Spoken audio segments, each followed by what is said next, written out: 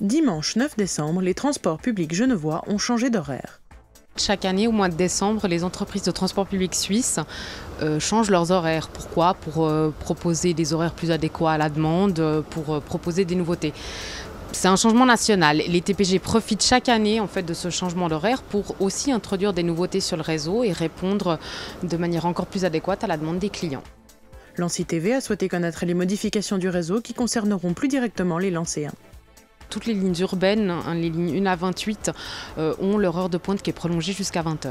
Les Lancéens vont bénéficier en fait de ce prolongement d'heure de pointe du soir, comme les autres habitants de Genève, et notamment avec les lignes 21, 22 et 23.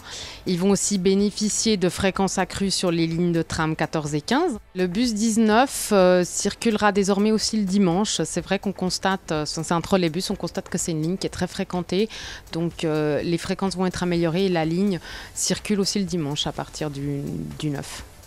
Certaines lignes apparaissent sur le réseau comme le tram 18.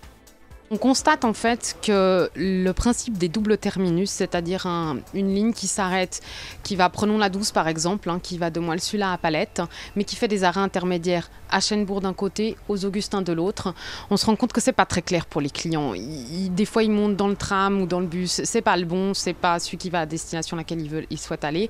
Donc pour rendre en fait le réseau plus clair, on supprime en fait une partie de ces doubles terminus sur plusieurs lignes. La 14 notamment, la 14 en fait aujourd'hui il y a déjà des véhicules qui viennent du Cerne, qui s'arrêtent à Bel-Air, enfin qui tournent à Bel-Air, à Stan et qui repartent en direction du Cerne.